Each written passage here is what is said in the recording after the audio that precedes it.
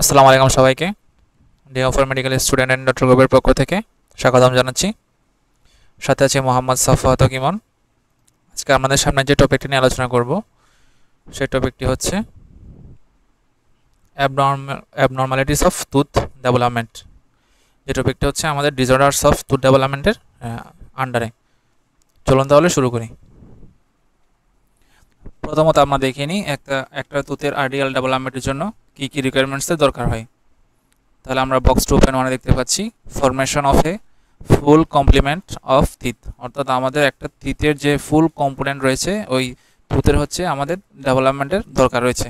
একটা টুথের মধ্যে আমরা জানি আমাদের এনামেল, ডেন্টিন, পাল প্লাস হচ্ছে রুট পোর্শন, কার্ড পোর্শন, হ্যাঁ, এগুলো সব কিছু হচ্ছে আমাদের একটা স্পেসিফিকভাবে কী করার দরকার আছে, ডেভেলপ করার দরকার আছে।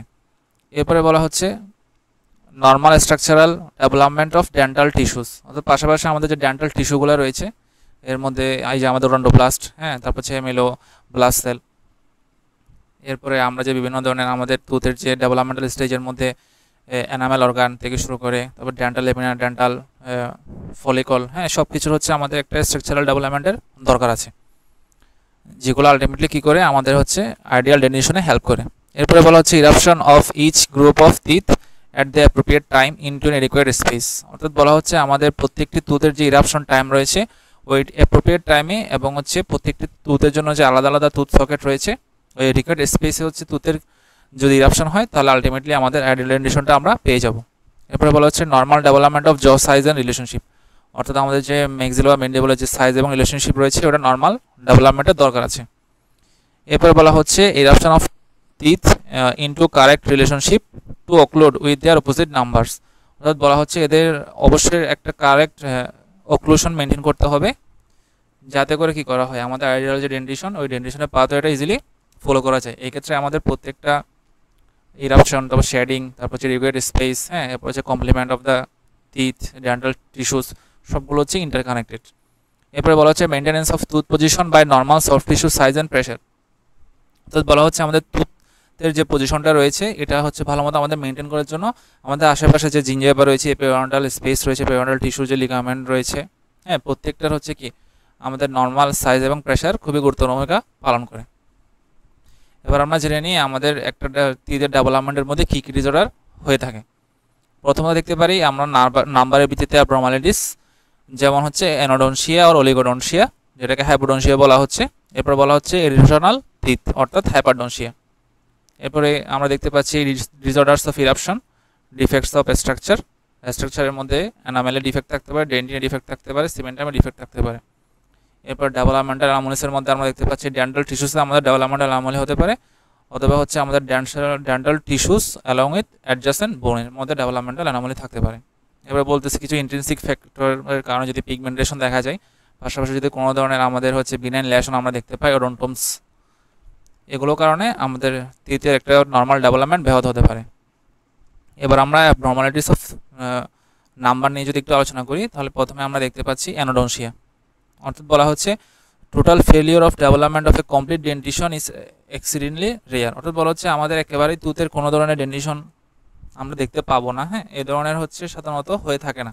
তবে if the permanent dentition fails to form, অর্থাৎ বলা হচ্ছে আমাদের যদি পার্মানেন্ট ডেন্টিশনটা কী হয় কোনো কারণে হচ্ছে না, তখন আমাদের কী হয় ডেসিডুয়াস টিথগুলো হচ্ছে ওই জায়গার মধ্যে রিটেন করে থাকে, এই জন্য বলা হচ্ছে deciduous dentition retain for many years. এরপরে বলা হচ্ছে if the teeth survive caries attrition will eventually destroy the crown, অর্থাৎ বলা হচ্ছে যদি কোনো একটা টিথের মধ্যে কেরিস হলো কিন্তু কেরিসটা আমার অ্যারেস্টেড হয়ে গেল, হ্যাঁ, বা কোনো ধরনের হচ্ছে কেরিস নেই, কিন্তু আলটিমেটলি আমাদের এজিং প্রসেসের কারণে ওখানে কি দেখতে পারি আমরা অ্যাট্রিশন দেখতে পারি অ্যানোডনশিয়ার কারণে। পাশাপাশি বলা হচ্ছে ল্যাক অফ অ্যালভিওলার বোন growth make implant placement difficult, অর্থাৎ বলা হচ্ছে অনেক সময় আমাদের যেহেতু টিথের কোনো অস্তিত্ব নেই বা অ্যানোডনশিয়া রয়েছে তাহলে এক্ষেত্রে আমার অ্যালভিওলার যে গ্রোথ প্যাটার্ন রয়েছে এটা ব্যাহত হয়, যার কারণে আমরা যদি কোনো কারণে ইমপ্লান্টও করতে চাই তাহলে ওটা অনেক বেশি কী হয় প্রসিডিওর ডিফিকাল্ট হয়ে যায়। এবার বলা হচ্ছে আইসোলেটেড অলিগোডনশিয়া, অলিগোডনশিয়া দ্বারা বোঝাচ্ছে হচ্ছে ফিউ টিথ, অর্থাৎ আমাদের নর্মাল ডেন্টিশন চেয়ে যদি কী থাকে টিথের সংখ্যা কম থাকে। এখন আইসোলেটেড মানে হচ্ছে নির্দিষ্ট কোনো জায়গায়, বলা হচ্ছে টিথ মোস্ট ফ্রিকুয়েন্টলি মিসিং আর থার্ড মোলার, সেকেন্ড প্রিমোলার আর ম্যাক্সিলারি, সেকেন্ড ইনসিসর, অর্থাৎ বলা হচ্ছে আইসোলেটেড অলিগোডনশিয়ার মধ্যে আমরা সাধারণত কোন কোন তিতের মধ্যে অলিগোডনশিয়া দেখতে পাই বা কোন কোন তিত মিসিং দেখতে পাই? থার্ড মোলার থাকে না মেইনলি, তারপর হচ্ছে সেকেন্ড প্রিমোলার অথবা হচ্ছে মেক্সিলারি সেকেন্ড ইনসিসর। এরপর বলা হচ্ছে absence of lateral incisors can sometimes be conspicuous because the large pointed canines erupt in front of the mouth beside the central incisors. অর্থাৎ বলা হচ্ছে অনেক সময় আমাদের ল্যাটারাল ইনসিসরের আমরা মিসিং দেখতে পাই। কেন দেখতে পাই? কারণ আমাদের ল্যাটারাল ইনসিসর যে জায়গাটা, ওই জায়গার মধ্যে আমাদের হচ্ছে ক্যানাইন এসে ওই জায়গাটা অকুপাই করে ফেলে এবং ওদের ইরাপশন সিকোয়েন্সটা ওই জায়গায় চলতে থাকে। এই জন্য অনেক সময় সেন্ট্রাল ইনসিসরের পাশে আমরা ক্যানাইন দেখতে পাই, কোনো ল্যাটারাল ইনসিসর দেখতে পাই না। এরপর বলা হচ্ছে it is also difficult and time consuming to make a space by orthodontic means to replace the laterals, so combined procedures with prosthodontic repairman are often used. বলা হচ্ছে আমরা যদি এই ধরনের কোনো ডেন্টিশনে ট্রিটমেন্ট চালাতে চাই তাহলে আমাদের বোথ অর্থোডন্টিক এবং প্রস্থোডন্টিক রিপ্লেসমেন্টের দরকার পড়ে এবং এক্ষেত্রে একটা কম্বিনেশনের দরকার হয়। এবার আমরা যদি ফিগার 2.1 একটু দেখি, ফিগার 2.1 এর মধ্যে আমরা দেখতে পাচ্ছি একটা রেডিওলজি আছে যেখানে লেখা আছে congenital absence of lateral incisor with spacing of anterior teeth. বলা হচ্ছে আমাদের সেন্ট্রাল ইনসিসর এবং ল্যাটারাল ইনসিসরের মাঝখানে যে স্পেসটা রয়েছে ওই স্পেসের মধ্যে আমাদের তিতের অ্যাবসেন্স দেখা যাচ্ছে। মেইনলি কোন তিতের অ্যাবসেন্স? আমাদের হচ্ছে ল্যাটারাল ইনসিসরের অ্যাবসেন্স। এটা না থাকার কারণে আলটিমেটলি ওই জায়গাটা ফাঁকা অবস্থায় রয়েছে। এরপরে আমরা অলিগোডনশিয়া আর অ্যাডনশিয়া উইথ সিস্টেমিক ডিফেক্টস, অর্থাৎ কোনো সিস্টেমিক ডিজিজের সাথে যদি কানেক্টেড থাকে তাহলে এক্ষেত্রে আমরা দেখতে পাই অ্যানহাইড্রোটিক একটোডার্মাল ডিসপ্লাসিয়া অথবা হেরিডিটারি একটোডার্মাল ডিসপ্লাসিয়া। খুবই কমন একটা ডিজিজ, কমন বলতে যদিও এটা হচ্ছে জেনেটিক ভেরিয়েন্টের কারণে হয়ে থাকে। মেইনলি আমাদের এই ডিজিজের মধ্যে আমরা একটা কমন ফিচার হিসেবে পাই হচ্ছে অলিগোডনশিয়া। তাহলে বলা হচ্ছে in severe cases no teeth form, অর্থাৎ এই ডিজিজে যদি কোনো ধরনের সিভিয়ার ফর্ম পাওয়া যায় তাহলে অনেক সময় কোনো ধরনের টিথ ফর্মেশন আমরা দেখতে পাই না। অথবা বলা হচ্ছে most of the deciduous teeth formation হয় কিন্তু কোনো পার্মানেন্ট টিথ আমরা ফর্মেশন দেখতে পাই না। এরপরে বলা হচ্ছে the teeth are usually peg shaped or conical. আমরা যদি চিত্রটা দেখি তাহলে যে 2.2 চিত্রের মধ্যে আমরা দেখতে পাচ্ছি একটা পেশেন্ট হচ্ছে অ্যানহাইড্রোটিক একটোডার্মাল ডিসপ্লাসিয়া রয়েছে যাদের টিথের অ্যাপিয়ারেন্সটা হচ্ছে কি কনিক্যাল শেপ। এরপরে বলা হচ্ছে এই ধরনের পেশেন্টে আমরা আরও বিভিন্ন ধরনের জেনারেল কিছু ফিচার পেয়ে থাকি। The hair is fine and sparse particularly in the tonsorial region, the skin is smooth shiny and dry due to absence of sweat glands, it is therefore poorly tolerated. অর্থাৎ একটা পেশেন্টের যদি আমরা ectodermal dysplasia রয়েছে এটা জানতে পারি তাহলে আমরা দেখবো ওর ক্লিনিক্যাল অ্যাপিয়ারেন্সে ওর হচ্ছে হেয়ারগুলো অনেক তিন থাকে এবং ছড়ানো থাকে যার কারণে মাথার তালু দেখা যায় অনেক সময়। এরপরে বলা হচ্ছে স্কিনটা স্মুথ থাকে, এগুলো ছোটোবেলা থেকেই হচ্ছে ফিচারগুলো দেখা যায়। শাইনি থাকে, অনেক সময় ড্রাই থাকে, কারণ হচ্ছে সোয়েট গ্ল্যান্ডের অনুপস্থিতির কারণে। পাশাপাশি এদের যে হচ্ছে কি হিট টলারেন্স বা হিটের যে হচ্ছে মেকানিজমটা, এই মেকানিজমটা কী হয় পোরলি কন্ট্রোল হয়ে থাকে। এবার বলা হচ্ছে finger nails are also defective, অর্থাৎ এদের যে ফিঙ্গার নেলসগুলো রয়েছে এগুলো যে নর্মাল প্যাটার্ন এগুলো কী থাকে ডিফেক্টিভ থাকে। আমরা যদি ছবি দেখার চেষ্টা করি তাহলে দেখতে পাচ্ছি আমরা একটা পেশেন্ট যার হচ্ছে একটোডার্মাল ডিসপ্লাসিয়া রয়েছে। হ্যাঁ, তাহলে ওর হচ্ছে তিতের অ্যাপিয়ারেন্সটা মেনলি কী থাকে অ্যাবনর্মাল থাকে। এরপরে বলা হচ্ছে peeling skin due to poorly present of heat intolerance mechanism এবং হচ্ছে সোয়েট গ্ল্যান্ড। এরপরে আমরা ক্লেফট লিপ দেখতে পাই। এরপর পেশনারি কিছু ডিফেক্ট থাকতে পারে। তিন স্ক্যাল্প হেয়ার, যেটাকে আমরা বলতেছি মানে হেয়ার স্কিন হেয়ার স্ক্যাল্প হেয়ারগুলো অনেক তিন থাকে যার কারণে হচ্ছে এদের তালোটা দেখা যায়। এরপরে হচ্ছে আমাদের ইনএবিলিটি টু সোয়েট অর্থাৎ সোয়েট গ্ল্যান্ডের উপস্থিতি। এরপর ডিসকালার্ড নেলস, অর্থাৎ আমাদের নর্মাল নেলে যে প্যাটার্ন থাকে বা একটা পারপেশ আমরা একটা অ্যাপিয়ারেন্স দেখতে পাই বা হচ্ছে আমাদের একটা হচ্ছে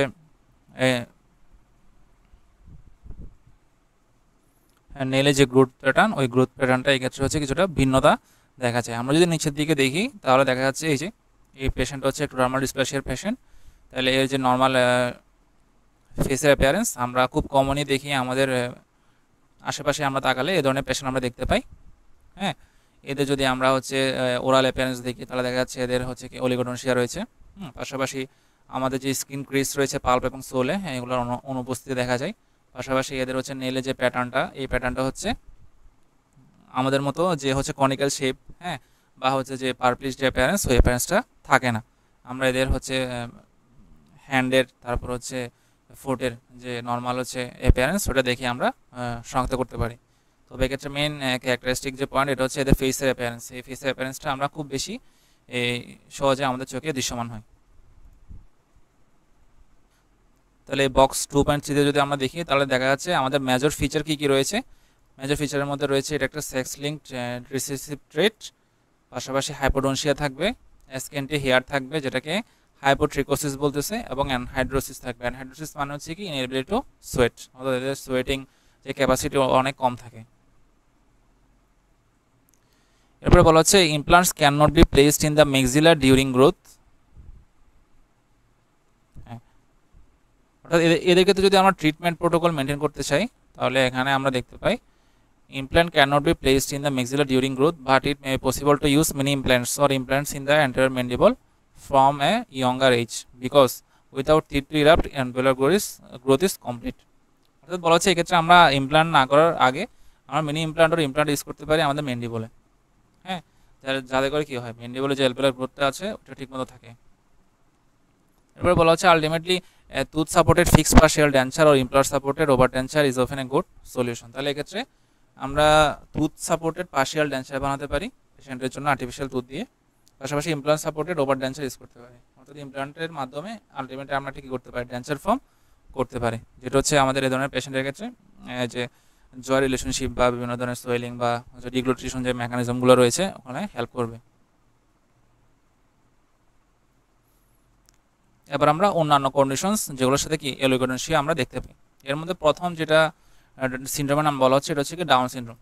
ডাউন সিনড্রোম পেশেন্টের ক্ষেত্রে আমরা একটা কমন ফিচার হিসেবে কি দেখতে পাই অলিগোডেনশিয়া দেখতে পাই। এরপরে বলা হচ্ছে one or more molar third molars are absent in more than 90% of this patient. অর্থাৎ এই ধরনের পেশেন্টের ক্ষেত্রে আমাদের কি থাকে 90% কেসের ক্ষেত্রে আমরা কি দেখতে পাই এদের থার্ড মোলারটা থাকে না। অথবা বলা হচ্ছে absence of individual teeth is also common. হ্যাঁ, অর্থাৎ বলা হচ্ছে কোনো একটা নির্দিষ্ট দাঁত তো এই ক্ষেত্রে আমরা অনুপস্থিতি অবশ্যই দেখবো ডাউন সিনড্রোমের পেশেন্টের ক্ষেত্রে। এরপরে বলা হচ্ছে এডিশনাল টিথ অর হাইপারডনশিয়া। তাহলে এডিশনাল টিথ অর হাইপারডনশিয়া বলতে কি বলছে আলটিমেটলি আমাদের যে নর্মাল দাঁতের যে সংখ্যা হচ্ছে কি থাকবে দাঁত অবশ্যই বেশি থাকবে। তাহলে বলা হচ্ছে they are usually of simple conical shape but less frequently resemble teeth of the normal series. এক্ষেত্রে হাইপারডনশিয়াতে আমরা দুই ধরনের দাঁত দেখতে পাই, একটা হচ্ছে আমার সুপারনিউমারি টিথ, একটা হচ্ছে সাপ্লিমেন্টাল টিথ। সুপারনিউমারি টিথের মধ্যে বলা হচ্ছে conical or more seriously malformed additional teeth. অর্থাৎ এই টিথ তো দেখতে সাধারণত ম্যালফর্ম থাকে এবং কনিক্যাল শেপ থাকে, যেটা হচ্ছে মোস্ট দেখা যায় ইনসিসর অর মোলার রিজিয়নে। হ্যাঁ, তাহলে ইনসিসর রিজিয়ন আর কি মোলার রিজিয়নের ক্ষেত্রে আমরা এই ধরনের হাইপারডনশিয়া দেখতে পাই, যেটাকে আমরা সুপারনিউমারি টিথ বলি। আমরা যদি ফিগার দেখার চেষ্টা করি 2.4 এর মধ্যে বলা হচ্ছে একটা সুপারনিউমারি টিথ রয়েছে, যেটা হচ্ছে কি আমার মোলারের পাশে একটা প্যারামোলার স্পেসে রয়েছে। হ্যাঁ, বাক্কালি প্লেসড সুপারনিউমারি মোলার। এরপরে 2.5 এর মধ্যে আমরা দেখতে পাচ্ছি আমাদের 2 সাপ্লিমেন্টাল প্রিমোলার পাওয়া যাচ্ছে এবং মিড লাইন টিউবারকুলেট সুপারনিউমারি। অর্থাৎ আমাদের যে মিড লাইন রয়েছে মিড লাইন মানে হচ্ছে এই যে আমাদের মাঝ বরাবর। হ্যাঁ, এই মাঝ বরাবর আমরা হচ্ছে এই যে টিউবারকুলেট শেপ এই যে এটা, হ্যাঁ এই টিউবারকুলেট শেপে একটা কি পাচ্ছি সুপারনিউমারি টিথ পাচ্ছি। হ্যাঁ, আর সাপ্লিমেন্টাল টিথ বলতে কি বোঝাচ্ছে সাপ্লিমেন্টাল টিথ বলতে বোঝাচ্ছে this teeth are also supernumerary teeth but their morphology is normal. অর্থাৎ আমাদের যে কনিক্যাল শেপ বা ম্যালফর্ম যে টুথ আমরা সুপারনিউমারি টিথের ক্ষেত্রে দেখি, যদি এর কোনো কারণে আমাদের কি হয় নর্মাল মরফোলজি মেনটেন করে এবং দেখতে নর্মাল দাঁতের মতো দেখা যায়, পাশাপাশি একটা দাঁতের যে পজিশন ওই পজিশনে হচ্ছে আমাদের কি থাকে এক্সট্রা হিসেবে থাকে, তখন তাকে আমরা বলতে পারি সাপ্লিমেন্টাল টিথ। বলা হচ্ছে there is an usually extra teeth, অর্থাৎ এরা মেনলি হচ্ছে extra teeth at the end of the incisor premolar or molar series। তাহলে আমরা যদি 2.5 এ দেখি তাহলে দেখা যাচ্ছে এখানে দুটি সাপ্লিমেন্টাল প্রিমোলার রয়েছে, অর্থাৎ আমাদের মেইনলি এখানে প্রিমোলারের অ্যাপিয়ারেন্স রয়েছে, পাশাপাশি এটার পাশে আরেকটা এক্সট্রা প্রিমোলার আমরা দেখতে পাচ্ছি, যেটার মরফোলজিটা আমাদের নর্মাল প্রিমোলার মরফোলজির সাথে খাপ খায়। তাহলে সুপারনিউমারি টিথের ক্ষেত্রে আমাদের মরফোলজি কি থাকে না সেম থাকে না, কিন্তু সাপ্লিমেন্টালের ক্ষেত্রে আমাদের মরফোলজি সেম থাকে। এবারে বলা হচ্ছে effects and treatment. Additional teeth usually erupt in abnormal position, অর্থাৎ এদের পজিশনটা মেনলি কি থাকে অ্যাবনর্মাল থাকে। Labial or buccal to the arch, অর্থাৎ মেন্ডিবল আর ম্যাক্সিলার লেবিয়াল থাকতে পারে বাক্কালে থাকতে পারে, যার কারণে আমাদের কি হয় অনেক বড় একটা স্ট্যাগনেশন এরিয়া ক্রিয়েট হয়। আর স্ট্যাগনেশন এরিয়া মানে হচ্ছে কি আমাদের এখানে কেরিস জিঞ্জাইভিটিস এবং পেরিওডন্টাইটিসের অনেক বড় একটা চান্স থাকে। এবারে বলা হচ্ছে alternatively a supernumerary teeth may prevent a normal tooth from erupting or cause crowding or malalignment. অর্থাৎ আমাদের এডিশনাল টিথ থাকা মানে হচ্ছে কি ওখানে ক্রাউডিং অর ম্যালঅ্যালাইনমেন্টের একটা অনেক বড় সুযোগ তৈরি হয়। এই জন্য বলা হচ্ছে এদের বেস্ট ট্রিটমেন্ট হলো কি এক্সট্রাকশন করে ফেলা, যদি কোনো ধরনের ডিফেক্ট বা পেশেন্ট যদি কি না থাকে, ইমিউনোকম্প্রাইজড না থাকে। আজ এ পর্যন্তই। আমরা আমাদের পরবর্তী টপিক নিয়ে আলোচনা করবো ইনশাল্লাহ। আসসালামু আলাইকুম।